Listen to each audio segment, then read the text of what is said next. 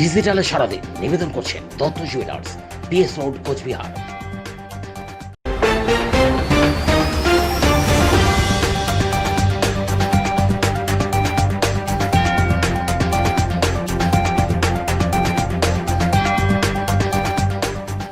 জল্পনার অবসান ঘটিয়ে অবশেষে শুভেন্দু অধিকারী তৃণমূলের মন্ত্রিত্ব পদ থেকে ইস্তফা দেন। শুভেন্দু অধিকারী এই মন্ত্রীপদ ছাড়া প্রসঙ্গে শিলিগুড়িতে এসে উত্তরবঙ্গে দুই মন্ত্রীকে বিঁধলেন বিজেপির যুব সভাপতি তথা বিষ্ণুপুরের সাংসদ সৌমিত্র খাঁ। তিনি মনে করছেন এরপর লাইনে রয়েছেন সুব্রত মুখার্জি। তার মতে 58 জনের ওপর তৃণমূলের বিধায়করা বিজেপি আসতে চলেছেন, তাই আগামীতে পিসি ও ভাইপো ছাড়া তৃণমূলে আর কেউই থাকবে না বলে তার মন্তব্য। তিনি উত্তরবঙ্গের দুই মন্ত্রী গৌতম দেব ও রবীন্দ্রনাথ ঘোষকে আক্রমণ করে বলেন, শুভেন্দু অধিকারী রাজ্যের মন্ত্রিত্ব পদ থেকে পদত্যাগ করেছেন। উত্তরবঙ্গে এসে ভাবছি গৌতম দা ও রবিবাবু কি করবে সেটাই চিন্তার বিষয়। কেন্দ্রীয় সরকারের কৃষি আইনের বিরুদ্ধে বাম কংগ্রেস যৌথ মঞ্চের পক্ষ থেকে কোচবিহারের সমিতি রোড ব্রাহ্ম মন্দির কমপ্লেক্সের সামনে অবস্থান বিক্ষোভ করে। এই অবস্থান বিক্ষোভ থেকে বাম নেতা তমসির আলী বলেন, দিল্লিতে সাধারণ কৃষকরা কৃষি আইনের বিরুদ্ধে আন্দোলন করতে গেলে পুলিশ যে নির্মমভাবে তাদের উপর অত্যাচার করে তার বিরুদ্ধে সারা দেশ জুড়ে আন্দোলন কর্মসূচি চলছে। অবিলম্বে কেন্দ্রীয় সরকার এই আইন বাতিল না করলে এই আন্দোলন আরো বৃহত্তর আন্দোলনের আকার ধারণ করবে বলে উল্লেখ করেন তিনি। কল্যাণ ব্যানার্জিকে কার্টুন বলে আখ্যা দিলেন বিজেপি নেতা সায়ন্তন বসু। রাজ্যপালের বিরুদ্ধে ফৌজদারি মামলা করার প্রস্তাব দিয়েছেন সাংসদ কল্যাণ ব্যানার্জি। সেই প্রসঙ্গে সায়ন্তন বসু এই মন্তব্য করেন। তিনি বলেন, রাজ্যপালের বিরুদ্ধে মামলা করা যায় না, কিন্তু কল্যাণবাবু রাজ্যপালের বিরুদ্ধে মামলা করতে সাংবিধানিক কোনো সমস্যা নেই বলে দাবি করেছেন। সায়ন্তন বাবু জানান, কল্যাণবাবু কখন বলেছিলেন সেটা দেখা উচিত বলে সায়ন্তন বাবু জানিয়েছেন। শুক্রবার শিলিগুড়ি মহকুমার খড়িবাড়িতে চায় পে চর্চায় রাজ্য বিজেপি যুব মোর্চার সভাপতি তথা বিষ্ণুপুরের সাংসদ সৌমিত্র খাঁ যোগ দেন। এদিন সকালে তিনি বাগডোগরা বিমানবন্দরে নেমে সেখান থেকে সোজা চলে আসেন খড়িবাড়িতে। খড়িবাড়ি বাজারে বিজেপির দলীয় কার্যালয়ের সামনে তিনি সংগঠনের কর্মীদের সাথে চায় পে চর্চায় মিলিত হন। বিধানসভা নির্বাচনের আগে কেন্দ্রীয় সরকারের বিভিন্ন সরকারি প্রকল্পগুলো সম্পর্কে যুব মোর্চার কর্মীদের তিনি সচেতন করেন। এরপর সাংবাদিকদের মুখোমুখি হয়ে রাজ্য বিজেপির যুব মোর্চার সভাপতি তথা বিষ্ণুপুরের সাংসদ সৌমিত্র খাঁ রাজ্যের শাসক দল তৃণমূল কংগ্রেসকে একহাত নেয়। শীত শুরু হতেই নতুন করে ডুয়ার্সের পর্যটন শুরু। পর্যটকদের ভিড় বাড়ছে। করোনা আবহ ও দীর্ঘ লকডাউনের জেরে ডুয়ার্সের পর্যটন কেন্দ্রগুলো দীর্ঘ কয়েক মাস বন্ধ থাকার পর পর্যটন কেন্দ্রকে ঘিরে থাকা সেখানকার সাধারণ মানুষ এবং পর্যটন ব্যবসায়ীদের জীবনযাত্রার ব্যাপক পরিবর্তন নিয়ে এসেছিল। এর সাথে যুক্ত পর্যটন ব্যবসার হোমস্টে লজ মালিক, জিপসি ওনার্স, ড্রাইভার, হোটেল মালিক সবাই এক প্রকার দুর্দশার মধ্যে দিয়ে জীবনযাপন করছিলেন একটানা প্রায় 7 মাস। তবে নতুন করে আবার ডুয়ার্সে পর্যটন শুরু হওয়াতে আশায় বুক বাড়ছেন পর্যটন ব্যবসায়ীরা। নভেম্বর মাস শুরু হতেই ধীরে ধীরে পর্যটকদের আনাগোনা শুরু হয়েছে এবং বিধিনিষেধ মেনে প্রতিটি পর্যটন কেন্দ্রগুলোতে ব্যাপক পরিমাণে পর্যটকের দেখা মিলছে। এতে খুশি পর্যটন ব্যবসায়ীরা। বালুরঘাট শহরে সৌন্দর্যায়নের জন্য শহরের প্রবেশপথে রঘুনাথপুর এলাকায় 71-এর যুদ্ধ জয় স্মারক হিসেবে থাকা পাকিস্তানের ট্যাঙ্কটি বিভিন্ন বিজ্ঞাপনে মুখ ঢাকায় ক্ষুব্ধ বালুরঘাটের বাসিন্দারা। পাশাপাশি ভারতীয় সেনাবাহিনীর উপহার স্বরূপ দেওয়া এই ট্যাঙ্কটিকে পুরসভার তরফে এভাবে অবহেলায় ফেলে রাখার জন্য ক্ষোভে ফুঁসছেন শহরের যুদ্ধের স্মৃতি বুকে বয়ে বেড়ানো প্রবীণ নাগরিকরা। যদিও বালুরঘাট পুরসভার তরফে ওই অভিযোগ অস্বীকার করে জানানো হয়েছে, শহরের সর্বস্তরের জনগণের এ ব্যাপারে সচেতনতার অভাবের কারণে বারবার এই কাণ্ড ঘটছে।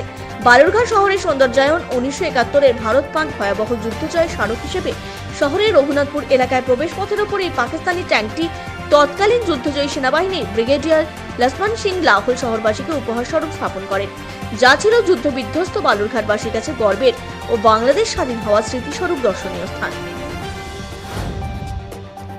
নিজেদের বিয়ের বৌভাতে রক্তদান শিবিরের আয়োজন করলেন নবদম্পতি।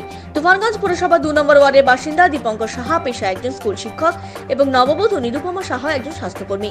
তাদের বিয়ের বৌভাতে এই অভিনব উদ্যোগ গ্রহণকে স্বাগত জানিয়েছেন সকলে। ব্লাড ডোনার অর্গানাইজেশনের সহযোগিতায় তিনি এই আয়োজন করেন। তুফানগঞ্জ পুরসভা 7 নম্বর ওয়ার্ডের আবাহনে একদিকে চলছে রান্নার আয়োজন, অন্যদিকে চলছে রক্তদানী কর্মসূচি। কোচবিহার চাকরি দাবিতে জেলা শাসক দপ্তরে বিক্ষোভ কর্মসূচি গ্রুপ ডি ওয়েটিং প্রার্থীদের। অভিনবভাবে কোচবিহার সাগরদিঘি চত্বর থেকে মিছিল বের করে তারা জেলা শাসক দপ্তরের সামনে আসে। দিনহাটা শহর ও শহরতলি এলাকায় কোনো মানুষ জমি কিংবা বাড়ি কেনাবেচা করতে গেলে কাটমানি দাবি করছে কিছু ক্লাব তথা সংগঠন কিংবা ক্ষমতাসীন কিছু ব্যক্তিবর্গ। এর প্রতিবাদে অবিলম্বে এগুলো বন্ধের দাবিতে দিনহাটা মহকুমা শাসকের কাছে ডেপুটেশন দিল পঞ্চানন অনুগামী মঞ্চ। শুক্রবার এই ডেপুটেশন দেওয়া হয়। এদিনের এই ডেপুটেশনের নেতৃত্ব দেন সংগঠনের নেতা অশোক রায়, ধর্মেন্দ্র সিং, শিলাদিত্য রায় প্রমুখ। নাবালক ছেলে রহস্যজনক মৃত্যুর ঘটনায় কোনো রকম সত্য উদ্ঘাটন না হওয়া সহ প্রশাসন ও শাসক দলের হয়েও সহযোগিতা না পাওয়ার কারণে মুখ্যমন্ত্রীর নজরে আনা সহ সিবিআই তদন্তের দাবি অসহায় হয়ে বাড়িতে পড়ে রয়েছে মৃতার পরিবারের সদস্যরা। উল্লেখ্য, গত সপ্তাহ আগেই ইজাহার থানার কাপাসিয়া অঞ্চলে গৌরীপুর গ্রামের বাসিন্দা আক্তার খানের ছেলে আইনুদ্দিন খান সকালবেলা বাড়ি থেকে ঢিলছড়া দূরত্বে বাঁশবাগানের ঝোপে মুখে কাপড় বাঁধা অবস্থায় ক্ষতবিক্ষত অবস্থায় পড়ে থাকতে দেখেন এলাকার বাসিন্দারা। তবে প্রথম থেকেই পরিবারের সদস্যদের অভিযোগ আইনুদ্দিন শেখকে পরিকল্পনা মাফিক কেউ বা কারা খুন করেছে। ঠিক এমনই এদিন অভিযোগ করে মৃতার মা সাকিনা বিবি। অবশেষে সব জল্পনার অবসান ঘটিয়ে ভারতীয় জনতা পার্টি অর্থাৎ বিজেপিতে যোগদান করলেন কোচবিহারের দক্ষিণ বিধানসভা কেন্দ্রের তৃণমূলের বিদ্রোহী বিধায়ক মিহির গোস্বামী। বৃহস্পতিবার তৃণমূল কংগ্রেসের সঙ্গে সমস্ত সম্পর্ক ছিন্ন করে দেওয়ার কথা ঘোষণা করেন তিনি এবং আজ অর্থাৎ শুক্রবার দলের প্রাথমিক সদস্য পদ থেকে পদত্যাগপত্র পেশ করেন মিহির বাবু। শুক্রবার সকালে বিমানযোগে দিল্লিতে পৌঁছন মিহির ঘোষ। আমি তার সাথে ছিলেন কোচবিহারের বিজেপি সাংসদ নিশীথ প্রামাণিক। এদিন সন্ধ্যায় কোচবিহার সাংসদ নিশীথ প্রামাণিক এবং বারাকপুরের সাংসদ অর্জুন সিং এর সাথে বিজেপির কেন্দ্রীয় দফতরে পৌঁছেন মিহির বাবু এবং এখানে বিজেপি নেতা কৈলাস বিজয়বর্গীর হাত থেকে বিজেপির দলীয় পতাকা তুলে নেন তিনি। দিল্লিতে পৌঁছলেন কোচবিহারের বিদ্রোহী বিধায়ক মিহির গোস্বামী। বৃহস্পতিবার বিধায়ক মিহির গোস্বামী সোশ্যাল সাইটের মাধ্যমে তৃণমূল ছাড়ার কথা ঘোষণা করলেন। এরপরে তিনি দিল্লির উদ্দেশ্যে রওনা দেন। এদিন বিজেপিতে যোগদানের কথা রয়েছে তার। শুক্রবার বিকেলে বিজেপির কেন্দ্রীয় কার্যালয়ে যাওয়ার কথা রয়েছে বিধায়ক মিহির গোস্বামী। তৃণমূল কংগ্রেসের জেলা কমিটি গঠিত হওয়ার পরই তিনি দলের বিভিন্ন পদ থেকে পদত্যাগ করেন এবং তিনি এও হুঁশিয়ারি দেন দলনেত্রী নির্দেশ দিলে তিনি তার বিধায়ক পদ থেকেও পদত্যাগ করবেন। বৃহস্পতিবার সন্ধ্যায় তিনি সংবাদ মাধ্যম এবং সোশ্যাল সাইটের মাধ্যমে তার দলত্যাগের কথা ঘোষণা করেন। এদিন দিল্লিতে তাকে স্বাগত জানাতে উপস্থিত ছিলেন কোচবিহার লোকসভা কেন্দ্রের সাংসদ নিশীথ প্রামাণিক। নিশীথ প্রামাণিকের হাত ধরেই কি তৃণমূলের ভাঙন শুরু হলো, এ নিয়ে জল্পনা তুঙ্গে কোচবিহারের রাজনীতিতে। তিস্তা দ্বিতীয় রেল সেতু তৈরির কাজ চলছে জোর কদমে। ইতিমধ্যে সেতু তৈরি প্রায় 70% কাজ হয়ে গিয়েছে। খুব তাড়াতাড়ি বাকি অংশের কাজ শেষ করার চেষ্টা চলছে, জানালেন রেলওয়ে দপ্তর জেনারেল ম্যানেজার সঞ্জীব রায়। রেল দপ্তর সূত্রে জানানো হয়েছে, নিউ ময়নাগুড়ি থেকে জলপাইগুড়ি রোড স্টেশনে রেলের ডাবল লাইনের সাথে সংযুক্ত করা হবে তিস্তা দ্বিতীয় রেল সেতু। আগামী কিছুদিনের মধ্যে পুরোপুরি কাজ শেষ করার চেষ্টা চলছে। 4 বছর আগে তিস্তা নদীর ওপর রেলের দ্বিতীয় সেতু তৈরির কাজ শুরু হয়েছিল। রেল কর্তৃপক্ষ অত্যন্ত দ্রুততার সাথেই সেতুর নিচে স্তম্ভগুলি তৈরি করে ফেলেছিল। বর্ষার সময় সেতুর মাঝামাঝি সময় একটি স্তম্ভ হেলে যায়। এরপরই কিছুদিন কাজ থমকে যায় গোটা প্রকল্পের। এরপর রেল দপ্তর হেলে যাওয়া ওই স্তম্ভটি পুনর্নির্মাণ কাজ শুরু করে। লকডাউন শুরু হলে বর্ষার কারণে তিস্তা নদীতে জল বেড়ে যাওয়ার কারণে ফের কাজ বন্ধ রাখা হয়। নদীতে জল কমার পর শুরু হয় কাজ। বর্তমানে জোর কদমে চলছে সেই কাজ। দিন রাত এক করে কয়েকশো কর্মী সেতু তৈরির কাজ চালিয়ে যাচ্ছেন। সেই সাথে নিয়ে আসা হয়েছে অত্যাধুনিক বিভিন্ন যন্ত্রাংশ, যার সাহায্যে রেল সেতুটি খুব তাড়াতাড়ি তৈরি সম্ভব করা হবে বলে আশা করছেন রেল কর্তারা। দেওরের কুপ্রস্তাবে রাজি না হয় বৌদিকে পেটে লাথি, ঘটনায় মৃত্যু গৃহবধূর। ঘটনাটি ঘটেছে মালদার ভুতনি থানার দমনটোলা গ্রামে। ঘটনায় 4 জনের নামে ভুতনি থানায় লিখিত অভিযোগ দায়ের মৃতের পরিবারের। ঘটনার পর থেকে গা ঢাকা দিয়েছে মৃতের স্বামী সহ পরিবারের সদস্যরা। ঘটনার তদন্ত শুরু করেছে পুলিশ। গত 24 ঘন্টায় ময়নাগুড়িতে করোনা আক্রান্ত হয়েছে 19 জন। আক্রান্তরা শহর ও শহর পার্শ্ববর্তী এলাকার বাসিন্দা। আক্রান্তদের শারীরিক পরিস্থিতি পর্যবেক্ষণ করে তাদের কোভিড হাসপাতাল, সেফ হোম ও হোম আইসোলেশনে রাখা হয়েছে। এখনো পর্যন্ত সব মিলিয়ে ময়নাগুড়িতে মোট আক্রান্তের সংখ্যা বেড়ে দাঁড়িয়েছে 1318 জন। এর মধ্যে অধিকাংশই সুস্থ হয়ে বাড়িতে ফিরেছেন। কোচলিবাড়িতে দলবদল। তিস্তা বস্তি গ্রামের বিজেপি সাংগঠনিক বৈঠকে 50টি পরিবার তৃণমূল ছেড়ে বিজেপি দলে যোগ দিলেন, এমনটাই দাবি ভারতীয় জনতা পার্টির। বৃহস্পতিবার রাতে বিজেপির দলীয় বৈঠকে ওই যোগদান পর্ব চলে। ওই কর্মসূচিতে উপস্থিত ছিলেন মেখলিগঞ্জ বিজেপি দক্ষিণ মণ্ডল কমিটির সহ সভাপতি বীরেন রায়, জলপাইগুড়ি বিজেপি যুব মোর্চার জেলা সম্পাদক জ্যোতি বিকাশ রায় ও অন্যান্য নেতৃত্বরা। নবাগতদের হাতে দলীয় পতাকা তুলে দেন যুব মোর্চার সম্পাদক জ্যোতি বিকাশ রায় ও বিজেপি মণ্ডল সহ সভাপতি বীরেন রায়।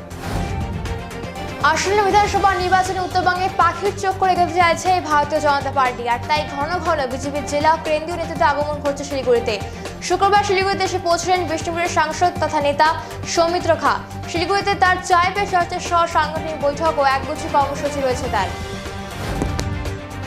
শুক্রবার ফালাকাটা সুভাষপল্লী এলাকার অদিত শাহ চৌধুরীর বাড়িতে রান্নার গ্যাস লিক করে আগুন লাগার ঘটনায় ব্যাপক চাঞ্চল্য ছড়াল। তবে এই ঘটনায় কোনো হতাহতের খবর নেই। সমতলের পর এবার পাহাড়ে প্রস্তার পড়ল শুভেন্দু অধিকারী। বিগত কয়েক মাস ধরে রাজ্যের বিভিন্ন প্রান্তে শুভেচ্ছা বার্তা ও ছবি শুভেন্দু অধিকারী পোস্ট ব্যানার পড়তে লক্ষ্য করা যায় পাহাড়ে। তবে কে বা কারা এই পোস্টার ব্যানার লাগাচ্ছে তা নিয়ে কিন্তু কোনো স্পষ্ট ধারণা নেই। তবে ব্যানার ও পোস্টারের মধ্যে শুভেন্দু অধিকারী অনুগামী বলে দাবি করা হয়। বোদাগঞ্জ থেকে গাজলডোবা সাধারণ মানুষ সহ পর্যটকদের চলাচলের অযোগ্য রাস্তা সংস্কারের দাবি জানালো জলপাইগুড়ি নাগরিক মঞ্চ। এদিনের স্মারকলিপি প্রদানে উপস্থিত ছিলেন গোবিন্দ রায়, তপন চক্রবর্তী, সব্যসাচী দত্ত, সূর্যকমল ভৌমিক প্রমুখ। এক মাসে উত্তরবঙ্গ সফরে রয়েছেন রাজ্যপাল জগদীপ ধনকর। কালিম্পংয়ের পর মিলিক এলেন রাজ্যপাল ধনকর। মিলিকের লেক সহ পার্ক কর্নার এলাকা ঘুরে দেখেন গভর্নর।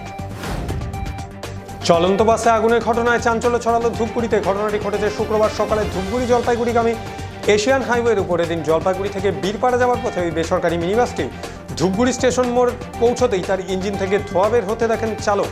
তড়িঘড়ি বাসটিকে রাস্তার পাশে দাঁড় করিয়ে যাত্রীদের গাড়ি থেকে নামতে বলে এবং চালকও নেমে যান। ঘটনার খবর পেয়ে ধূপগুড়ি দমকল কেন্দ্রের দুটি ইঞ্জিন ঘটনাস্থলে আসে এবং আগুন নিয়ন্ত্রণে আনে।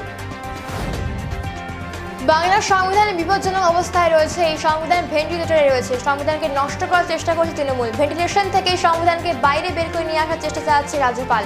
রাজ্যপাল সম্পর্কে তৃণমূল নেতা কর্মীরা যে ভাষা ব্যবহার করছে তার কড়া সমালোচনা করেন দার্জিলিং জেলার সাংসদ রাজু বিস্ট।